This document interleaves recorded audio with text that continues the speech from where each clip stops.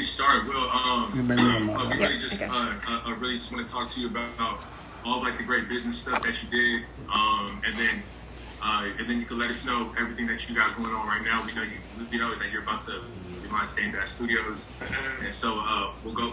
We'll definitely touch on that. Yeah, just go ahead, bro. Don't worry about it. Yeah, that's basically. Just shoot. Yeah. Okay. Let's do it. Yeah, it's easy. Good. All right. Cool. Let's do it. What's going on, everybody? This is Tim.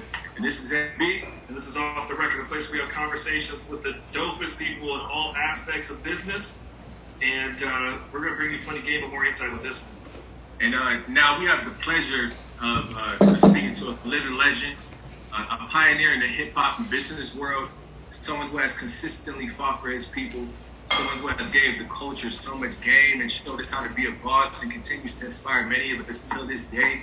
It's my honor to welcome the legendary Dame Dash to Off the Record. Dame, thank you for being with us today. How you doing? I'm good. Thanks for having me. Pause. Thank you. Dave, I wanted to ask you, obviously our audience knows who you are, but for those few people that do not, how would you describe yourself when you introduce yourself to people? I don't really describe myself, I couldn't. That's something that,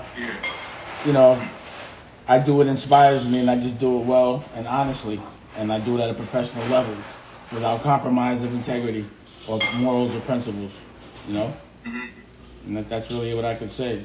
Yeah. I'm a history maker and a dream catcher, Yes, sir.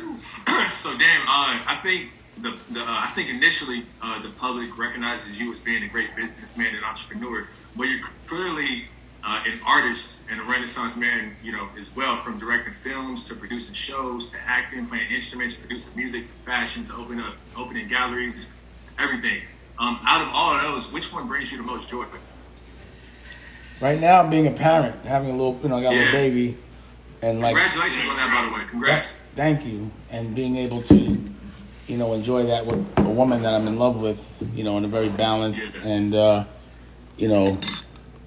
like in a non, like I'm used to being in fucked up situations. You know what I'm saying? And this is the best.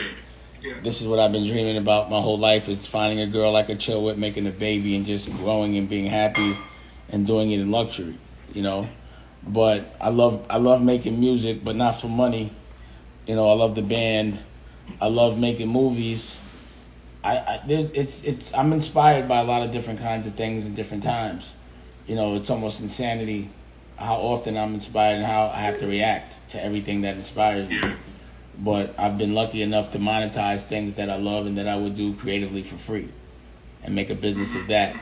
I think I'm more known right now to this generation just for what I'm saying and what I've been consistently saying for a long time. And, becoming independent at one time was like a crazy thing, and now that's the thing. And it's, it's like seeing the reaction to people when what I was saying before, how they reacted then into how they react now, it's a completely different thing. It's funny how things shift, you know what I mean? But the truth at the end of the day prevails. And if it's really the truth, the only test of the truth is your patience until it reveals itself and how much confidence you have in that. Yeah, I've seen so much old footage of you from the 90s and stuff, and you were literally saying the exact same shit, which is crazy, till this day. Same delivery too, like real brash and abrasive and just blunt, straight to the point. So that is just kind of crazy to see how everything has come back full circle, and especially how the generation is. And that intimidates people too. That intimidates people, I feel like. Fake people, dishonest people. Yeah, an honest person is always going to make a dishonest person uncomfortable, especially when a dishonest person is pretending they're honest for a living. It's just like, someone that pretends they're tough. When someone really tough walks in the room, they're just going to be uncomfortable because they feel inadequate because they're pretending to be something they're not. And that's the real deal. Was that a way for you to also... Right. Was that also a way for you to personally... not like exposed, but when you're in the industry, you're able to now see exactly, okay, I know because how I'm coming at you, you're a dishonest person. I shouldn't be trusting you. Could you then immediately point them out just based on their reacting to what you're saying as well? Absolutely. Flags all over the place, You can tell a racist. You can tell a white supremacist. You can tell a black person that believes that white ice is colder off top. You can tell a person that wants to fit in, you know, that as opposed to take over. You know, I'm the guy that, you know, it's a different mentality. When a slave is talking to a master, the conversation is different. When a soldier is talking to a general, the conversation is different. It's different language. It's a different understanding. Sometimes because there's people that call themselves bosses, but there's different kinds of bosses, right? There's the kind that, you know, they know how to collect a check from an infrastructure that, you know, cuts them and makes the money and gives them maybe a percentage of it. Then there's the kind of boss that actually makes the money and cuts the check to the person that pretends to be the boss that gets the money from the infrastructure that's making money, like, you know, get paid a fee. So I'm the kind of boss that wants to get a company profitable. I don't want to just get paid by another company. I want to be the company. To me, getting a company to be sustainable, then profitable, and have a multiple, that's a boss. You know, but it's, again, I'm not discrediting someone that might just get a royalty. You know what I mean? It's just a different kind of boss. It's a different kind of respect. You know, it's like sometimes I'd have conversations with legends for certain things, and they'd be like, yo, how come certain people get more credit? And how come we're not respected by certain kinds of musicians? I'd be like, you don't play an instrument. It's a different game. You know what I'm saying? So it's a different respect level than, like, someone that plays an instrument is going to, they don't care how many records you sell, they're still not going to look at you as bona fide legit unless you can play an instrument and perform live. If you're performing over a track, even if you sold 10 million records, in certain worlds, you still won't be respected. You might consider yourself a musician, but a real musician won't consider you one. Yeah. So there's real businessmen and there's fake ones. I heard you. Yeah. So I heard you say that anything that works for you, they have to have their own dream as well, which I thought was dope. How important is a team to a boss's success, and how do you build a solid team? A lot of editing. It's everything, because, you know, it's hard to do everything on your own. And you want people to have understanding and be on the same sheet of paper. But at the end of the day, if someone's not going to fight for themselves, there's no way they're going to fight for you. So if you don't have a dream, and I'm a person that says, yo, I don't want people to work for me. I don't believe that having a job, you know, long term is, you know, in the best interest of you or your family.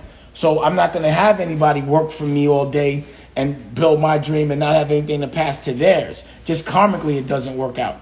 So leading by example, I wouldn't be practicing what I'm preaching, letting somebody do that. So you have to have a dream that you can fight for, that's yours. So I know you're fighting honestly for mine.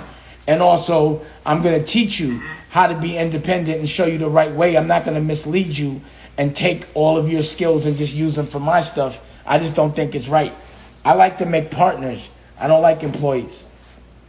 Yeah. Is that why you wanted, you probably keep your circle so small, though, because that's so hard to come by these days, too. Yeah, like I said, it's a lot of editing. A lot of people pretend they want the dream, but when it gets given to them or the opportunity, it's like I give you a lotto ticket and you want me to cash it for you. I got to convince you to do it. Yeah. I ain't got time for all that. Yeah. So, Dan, one thing I've always admired about you is how fearless and assertive you are in business. So, you know, it never seemed like you were passive about anything that you felt wasn't right. So, because to the average person walking into those rooms, especially if you're, you know, one of the few people of color in those rooms, that might get intimidating. You know what I mean? And so there's big money on the table. There's contracts with all this misleading verbiage, and you don't know if these people are snakes and the whole nine. Was there any situation in business where you didn't feel as confident or like you didn't know enough? And if so, how did you deal with it? Well, I never think I know enough. But I've never been intimidated by any conversation as it relates to business ever. You know, I know that when I start a business, I've just started. I don't have experience in it. So, you know, and then also the way I usually approach it is usually a little unorthodox. So there's never any traditional way that I'm dealing with something. So I'm always putting myself in a place of, let's say, uncomfortable because I'm not used to it. But that's what comes with, you know, starting something the first time. The second and third, I'm all right. But I've never been intimidated by anyone. I always look forward to the smoke. You know what I'm saying? Like, it's just what I want. You know, it's like, I dare you to try to play me because I'm black. I want you to try that. I want you to think you're smarter than me, and I know I'm so much smarter than you. and would probably could smack your nose off your face. You know what I'm saying? So I know, you know, like it's like I'm brains and brawn. At least, you know, the brawn is just when I have to be or to protect myself. But the brain is what they don't anticipate. Pause. They're more scared of the brains than the brawn. You know? Yeah. When you're in those meetings too, and you feel like you haven't, there's things you can learn. Are you never afraid also to like ask the why questions? Or I always ask the why questions. I ask questions all day. I'm very transparent. I never pretend I'm smarter than I am. See, the one thing you have to understand is when you're stupid, you cannot pretend you're smart in a smart room. But when you're smart, you can pretend you're stupid. Yeah, so Dan, so we know that there's this political game that people play in business where they won't speak on certain negative things that happen because they don't want to accept, like, because they don't want to offend their political ties and the powers that be. You've always spoken out against the so-called power players, you know, in the game from day one. We've seen, you know, Kanye do it, you know, this past year. But most of them are established people already. Do you think that it would be wise for someone to build a value and create leverage for themselves before they speak out? Or, you know, someone who's considered brand new in any industry speak out? No. You got to take the industry, bro. I never tried to fit in. I don't give a fuck about those industries. And these so-called power players, I don't think they're power players. I think they're pretending to be power players. That's why I speak to them that way. You know what I mean? If they were power players, they wouldn't be running behind pennies and young people's money and leveraging them. They're like shrimps in the ocean. They're scavengers that are pretending they're bigger than they are. You know what I'm saying? So why would I want to fit into a game if I'm not playing that game? I'm going to be the game. You know what I'm saying? Mm-hmm. Like what I'm monetizing is my honesty, my actual opinion. So I'm not going to change my opinion to be somebody else. You're not a rock star if you do that. You become a pop star when you do what other people want. I'm a rock star. I don't really give a... I'm not there to fit in. I'm there to get what I need to get off. You know what I mean? I'm not there to be around. I think those people are lame. I'm sure you have people all day trying to tell you what they think you should do too, and you're like, I'm not doing that shit. I'm not on that. Well, back about 15 years ago, yeah, but now, nah. You know what I mean? I don't have to come outside. Like, those are people I choose not to deal with. It's a life that I don't even understand. When I think back about it, I'd be like, oh my God, I can't believe I did that. It's almost like hustling to me. Like, you know, when I wanted to be on the street, it's just as like far removed to me. And in my rear view, I don't deal with anyone I don't want to. And I do keep myself, I might have someone around me that's going to tell me what to do or how to do it. They've done it before and done it better. You know what I'm saying? I do look for people to give me advice. You know what I'm saying? Hey, so Dan, can you answer this? This is my cousin Zed. You're a time traveler. Yeah, always. Yeah. So I heard you said a couple times you're a time traveler. So you'll go 10 years ahead in the future to see how you want to live and come back to present day and make the moves now to live how you want to live then. What investments and moves are you making now to live how you want to live 10 years from now? Well, you see it. It's the investment in the residual income of the content. So that's the reason why everyone's just launching apps. And, you know, it's the same app I've been trying to tell everybody to launch for years. Now I'm relaunching an app that actually has the ability to sell things, and it's a new business model. It's a new thing. I don't know why no one's doing it. So I'm always going to be a bit 10 years ahead of the game. So, yeah, the things I look into right now is the content, the beginning, middle, and end, you know, being able to make the books. And anything that gives residual income from my family, that's what I'm doing. You know what I'm saying? But you got to remember, like, I'm a founder. I'm not a person that buys and acquires a company. I have to build the company from ground up, invest in it, lose money until it makes money. And that takes a different kind of breed. You know, it's a game I like to play and a game I like to do. And I'm not trying to hustle on a crowded block. So I got to look to the future. I'm not trying to fit in after everybody else is fitting in. Pause. I don't want to be 2 for 5s or trays. I like to be dimes and 20s. I like to be the weight. You know what I'm saying? So I got to be the first person on the block so I can sell it and put it out any way I want, stand out, and, you know, I can dictate the narrative. And that's what I've actually been doing. Like everything everyone's doing, I've been waiting for Disney to catch up. I've been waiting for Netflix to catch up.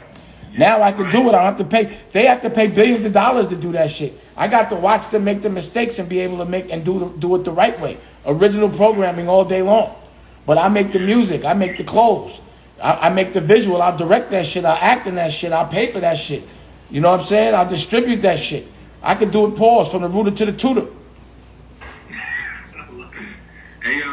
basketball's game is so serious. It's crazy. We made it up. Yeah. We made it up. Yeah, I know. Yeah, you did. Yeah. Dan, have you ever felt like sometimes you may have spread yourself too thin, like with everything that you do? I mean, there's times I feel like I need to focus, but because like my plans, my big schemes are like things have to form together like Voltron.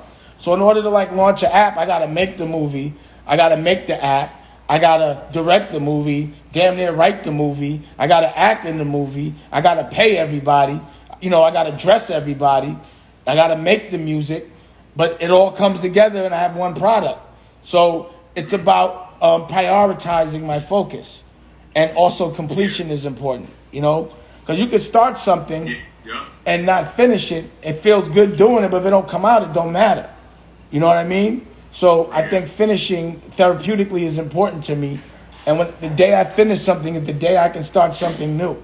But completion is everything. Yeah. Are there days with you having so much done, but also being as successful as you are? Are there still days you get fuck? I know I have to do this to get to here, to get to here, to do this, to do this. Is it still overwhelming at all? Nah. I mean, being an entrepreneur is like these problems aren't problems. They're part of the game. So, it's like, what the fuck I'm going to do? I'm going to complain it's happening. I already know it. So it's like, it's always, for business, it has to get a little dark before it gets bright, or else it's not a good business. It's not going to be sustainable. Fast money it's temporary. So, like, if you're going to get into a fight, a championship match, and you're going to fight 12 rounds, you're going to cry every time you get punched? You're going to get punched. If you get knocked down, it's your job publicly to get back up and fuck some shit up. But at the end of the day, you're not like, why me, or worried about it. You actually know it. I wake up in the morning looking for my problems that are considered problems, because as a boss, my job is to fix problems. My job is to untie knots, not to be happy and celebrate all day the W. It's to turn the loss into a learning experience until it's a W, a win. That's a gem right there. Yep. Dan, so obviously, we're in a weird time right now, but you grew up in Harlem in the 70s and 80s, and you were able to use, the money that you made to make investments, start companies, and eventually, turn into the mogul that you are now. If you grew up in today's generation with no money, starting at zero, what would be your game plan to become wealthy? Because a lot of people are out here confused. It's very confusing times for a lot of people. So what would you do? I buy a T-shirt for $5 and sell it for $20. Same principles as it is for drugs, and it's easier because. Pardon? That's kind of a crowded block though right now too, because a lot of people will do that. You know what I mean? Like a lot of people do that. Yeah, well, that's what I would do until I have enough. I just have to make sure my T-shirt is the best, and again, I'm not saying a T-shirt could buy anything. You could buy socks. You could, I make socks. They cost $7 to make. I sell them for $20. You know what I'm saying? But I have to buy so much of them that they cost that much. But my point is, there's always a flip that you can do. And it's easy. Like right now, if you're like young and you're broke, you could do some more shit on Amazon and make some money. Just it's ways to make bread without putting up $1. So everyone is like figuring out the Uber model or the Airbnb model. It's how to make as much money as you can without putting up $1. You just gotta focus. You have to think, and you have to use Google. You know what I'm saying? And you'll get every answer to every question that you have.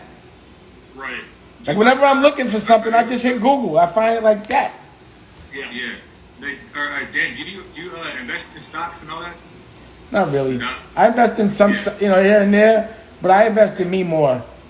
Word. I ain't got time to be looking at shit and be worried about. Like I can't be like, and I know it's a good game and all that, but for that kind of focus on, I have to be in control. I have control issues. I don't like betting on someone else's business accrements. And I like betting on my own. I like being the stock. Yeah. Touching on that business stuff, do you think now, in your eyes, being such a serial mogul and entrepreneur, do you feel like now, instead of complaining, there's more ways to get rich, there's more ways for success too? Fuck yeah. There's so many ways to make money. Yeah. But you have to be consistent, you have to be first, and you have to be fearless. Yeah. And you can't anticipate it coming overnight. Overnight money is illegal money usually. So you have to build a brand, you have to lose before you gain.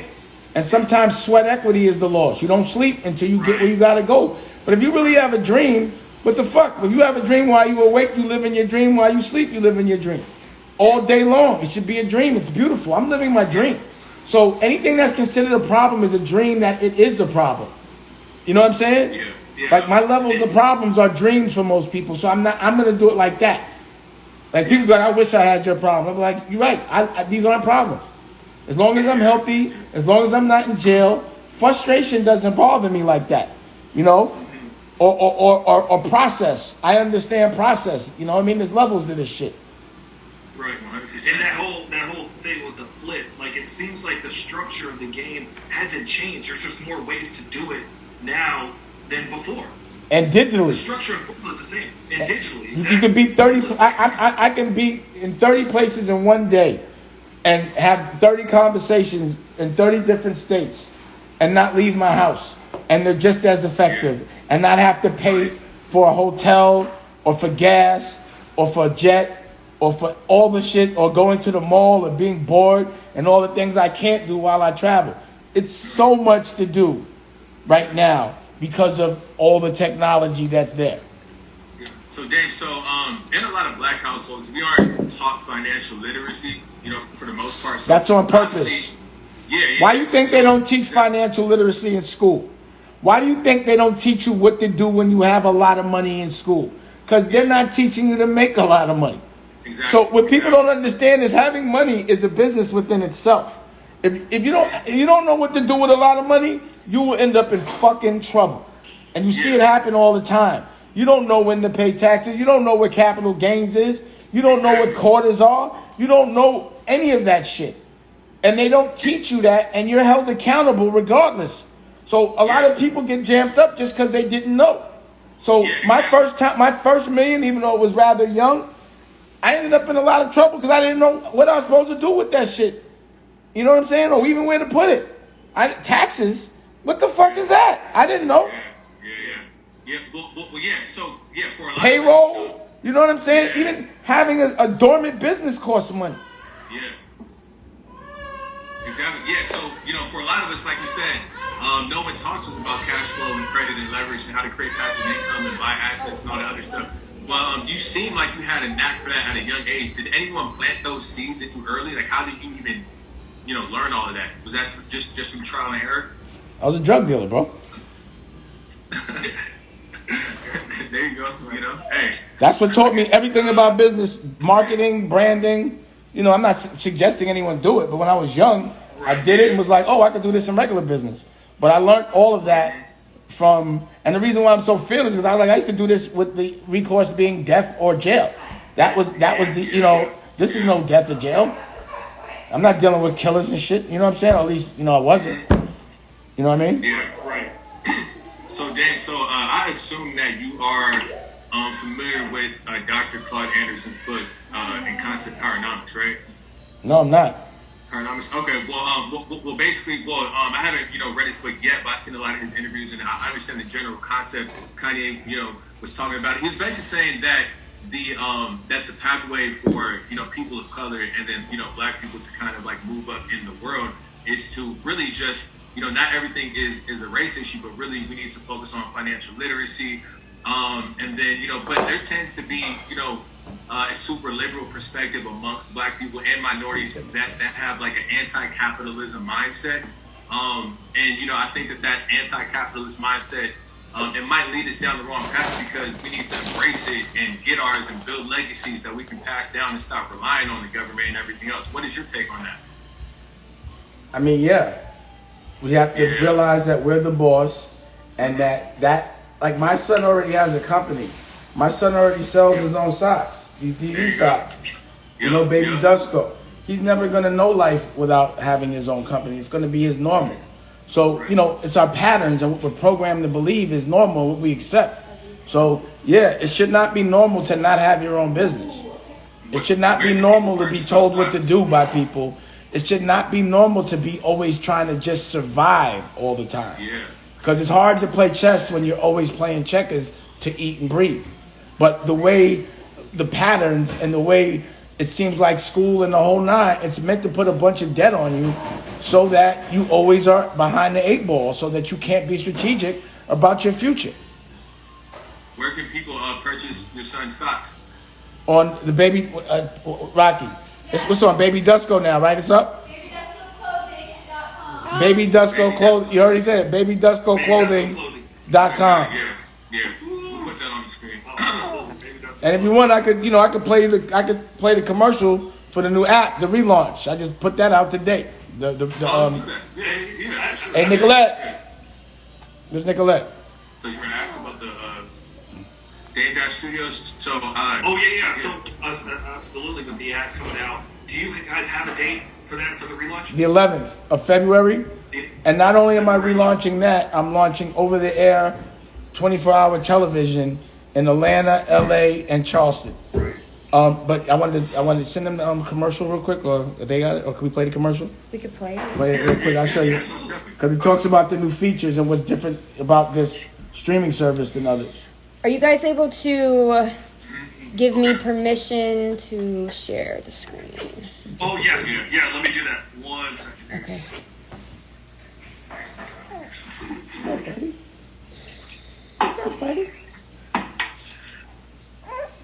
Yeah. I was talking about your clothing line, huh? I'm doing a promo.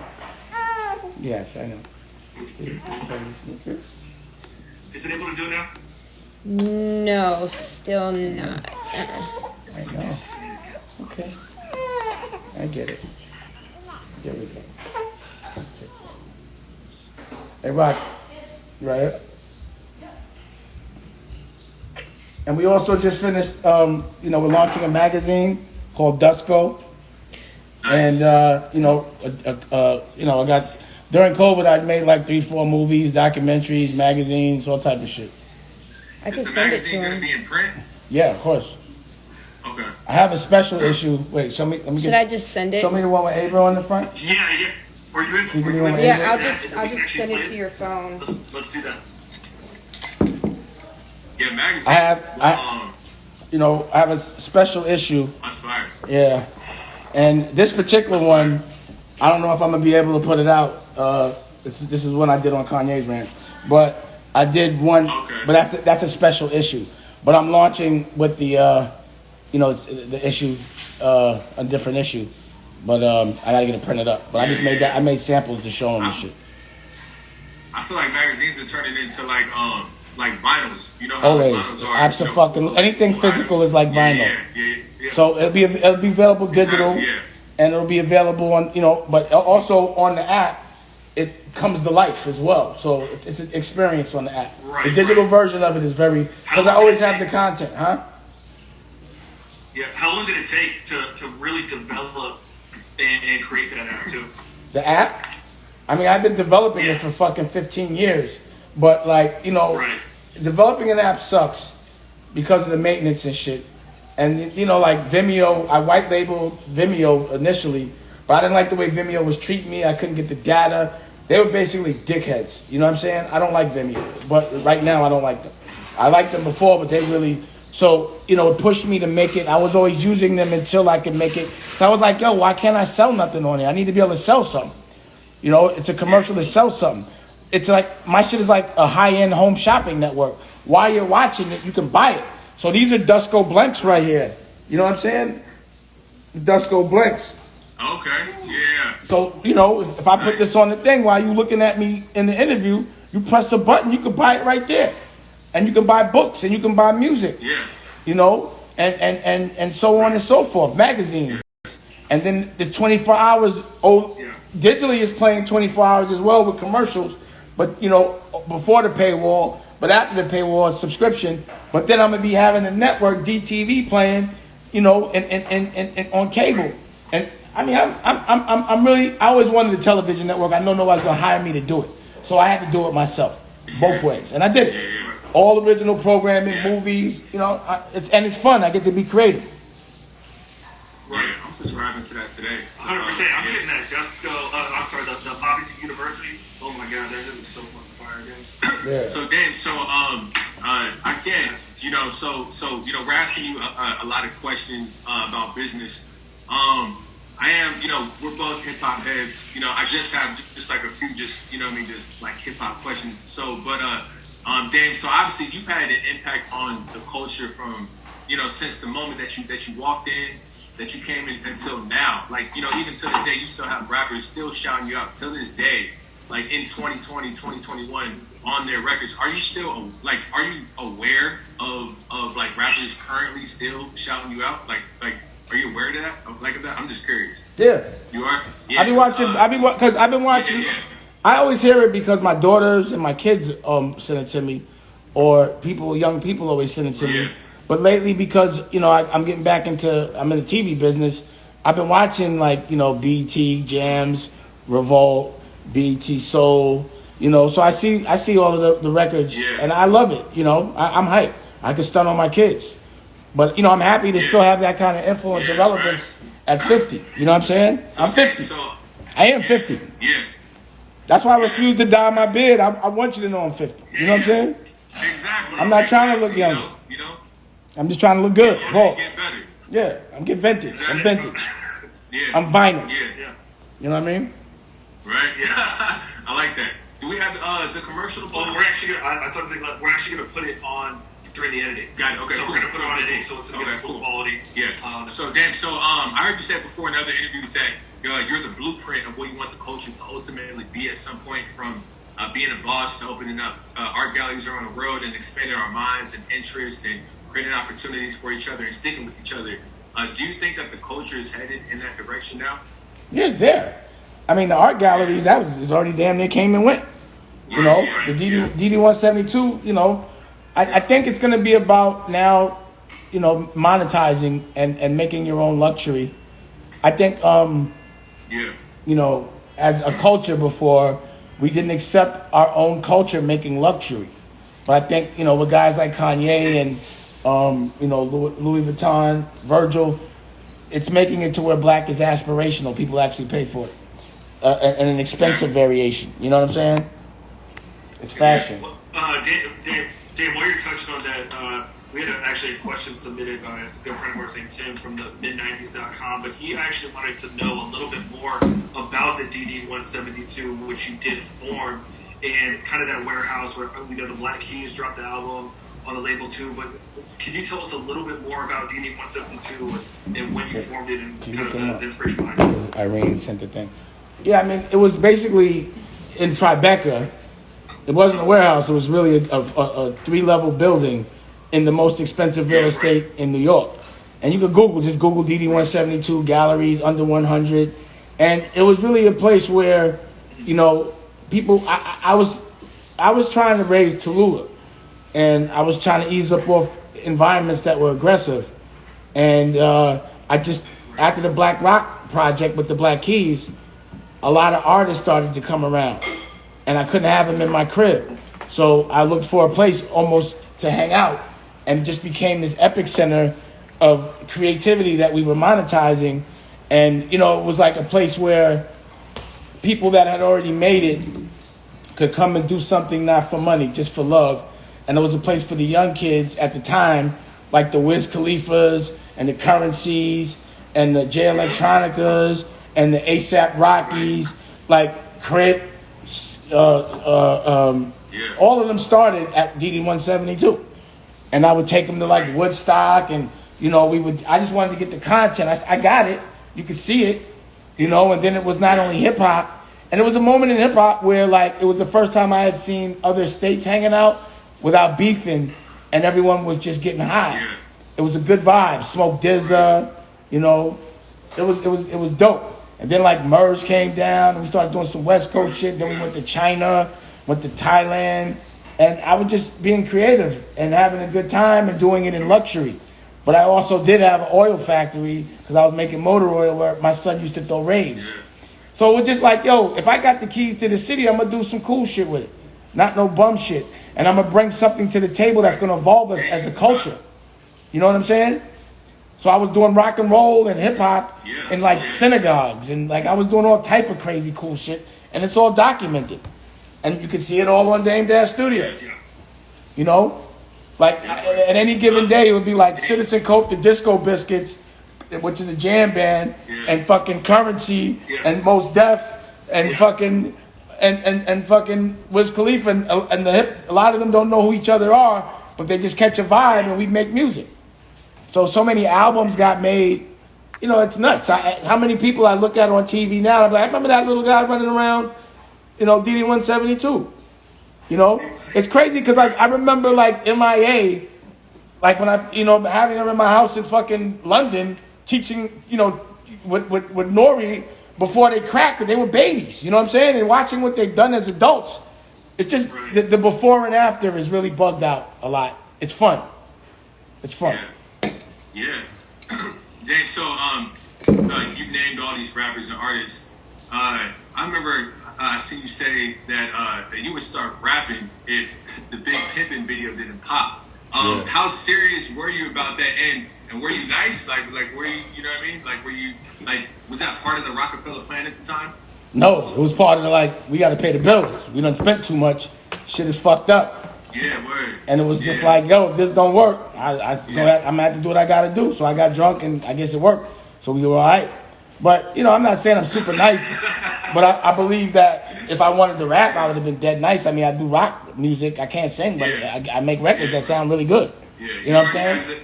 You already had you definitely had the rapper energy. For sure. Yeah. Like, I never really wanted to be a rapper, though. Persona and everything. I never wanted to be a rapper. Yeah, I heard you say that multiple times. Yeah. What's 20? Okay. Yeah. You know, this is more so of just a random fan question. Just because I think that you have one of the most fiery personalities that hip hop has ever had.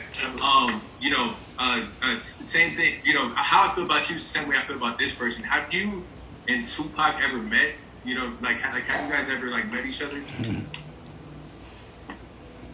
No. Because that's super interesting to me. Because I'll think about like him, and then I'll think about like you, and then just the idea of you guys just in one room. Those personalities. It's just like really just kind of interesting to me. So and I never really like heard any stories with like Game Dash and Tupac, and so I'm like, oh, like I wonder if they met.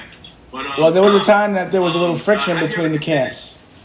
So our interaction at that time probably wouldn't have been as pleasant. We were looking to get a reason why they were coming at us, but we never got to kick it with him really. You know what I mean? But that would have definitely been interesting.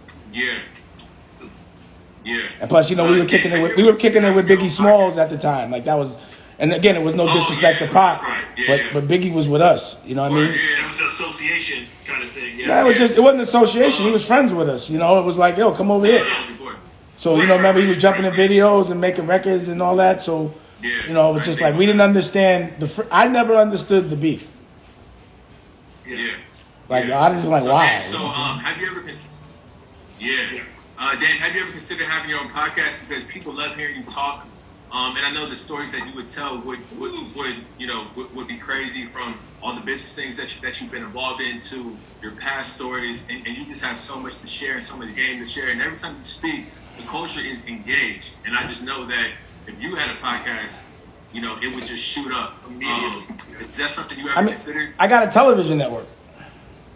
So, you know, the thing is I would do that, but like it would be more like for fun, because the kind of money, you know, I'm not going to disrespect anybody's hustle, but I'm really trying to make $1 billion. You know what I mean? It would take me a while to get the podcast to that point, to get enough streams to make the kind of money I really want to make. You know what I'm saying? So, you know, for me, I'd have to be like, yo, if it's me to do a podcast and look at it in the business-wise, it would have to be making me more money than what I'm doing now. You know what I'm saying? Yeah. So it's just like, if I didn't have shit to do, I'd do it. You know what I mean? If I wasn't making no bread. Taken away from what's... Yeah. Right. Time taken away from the stuff that... Right. Yeah. Like that much energy, I have to put that into the network so I can sell that shit for $1 billion or get that kind of cash flow. Yeah. I'm not gonna... But I have other people that do podcasts on my network. You know what I mean? Right. And also, like, to me, if I'm gonna put a camera, I'm gonna call it a TV show, not a podcast. It's just the audio of a TV show. There you go. That's a gem right there. And that's something that we have to credit you on, because I heard you say that you were on the UYL podcast, and I remember you were telling them to don't call it a podcast, call it a show. Right. And ever since I heard that, like when we were forming this show, we were talking, and I was like, you know what, like we can't call this a podcast. Like, let's call this a show because eventually we want to leverage this into a real like show. And so I don't even tell people that it's a podcast. When people say it's a podcast, I correct them, and I'm like, no, it's a show. But that's because of what I heard you say when you were on the Early Leisure podcast. What's the iHeart? This is on iHeart, right? Yeah. That's where the streams is. Got it. Yeah. So so Dan, so for these last, before we get into these last 5 closing questions, tell us what we should look forward to Dame Dash, and for 2021. Television network, some sick movies, some magazines, some books, clothing. I'm doing a lot with the OSG, which is 90 Black Principles, so curriculum. A lot with the commission. So Senator Eddie Milton and Congressman Andre Carson and Bishop Purnell and Dr. Chris and Taj and Melanie, they're therapists. We're dealing with unrecognized trauma, prison reform, education, health, and economic empowerment. All those things, So that's what you can look forward to, more of that. More evolution. So you have a book coming out right now? Well, I have the magazines, but there's for example, Rocky's doing a curriculum with the OSG. It's a syllabus for curriculum. So that book's coming out. The magazines are coming out. Culture Vulture, I'm gonna put it out through the app as well. But it's just everything. You know what I mean? I'm gonna be every single way that you could think. I will be representing my point of view in a very eloquent way, packaging it, whether it's a book, whether it's some vinyl, whether it's some music, whether it's a movie, whether it's clothes, whether it's education, all of it. You know what I mean? Documentaries, we do, Rocky's editing up a documentary about, going through IVF, losing a baby, then going through it again and having a baby, and we have it all documented. So, that. We have a zombie movie I'm about to shoot. I just did a comedy on Kanye's ranch. You did comedy? Yeah, I shot a comedy called called Stone. Okay, nice. Definitely looking forward to checking out all of that. Do you have to get used to having the cameras rolling all day, or are you just like, man? I gotta get. I'm not used to. I'm not used to not having a camera. You know what I mean? It's like. Yeah. You've been having one, yeah. So Dan, so for these last 5 questions, these are more so introspective questions. You can try to give us short answers. It's completely up to you. So Dan, when was the last time that you pushed yourself outside of your comfort zone? I always do that. Anytime I do a business for the first time, I'm pushing myself outside my comfort zone. But I'm comfortable there. Nice. Like I was last year, I did a rock album. I'm singing. That's way outside my comfort zone. Yeah. Anything you do for the first time and you self-learn, that's taking yourself out your comfort zone. You know what I'm saying? Yeah. So like, Dan, going to the airport would be something that would be like taking me out my comfort zone. Going outside right now would take me out my comfort zone. Yeah, I hear you. So Dan, what was the last small act of kindness that you did for someone? I mean, every day. I can't even begin to start there. That's all I do.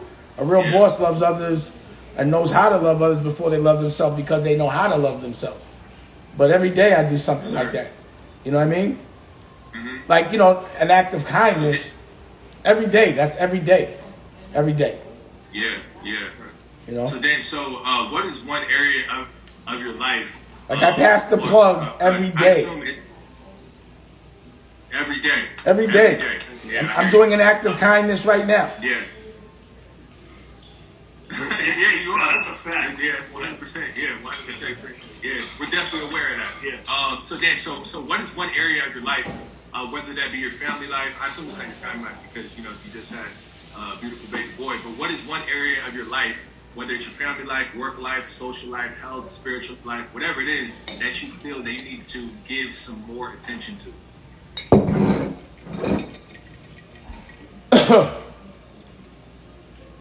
I don't know. Yeah, it's a deep one. Probably my But yeah, I could probably pay more attention to my bread. Because Yeah. I got a stack for my kids, and I just like to. I spend it on making business and being creative. Right. Like I'm not a stacker like that. Yeah. I've heard you say that. And that was interesting as well because you always give solid financial advice, but you say, but you said that you never hold on to money too long because you're always putting it back out there. Yeah, but I have like a problem. I have a problem though. It's a little different. Yeah. Like I just love it.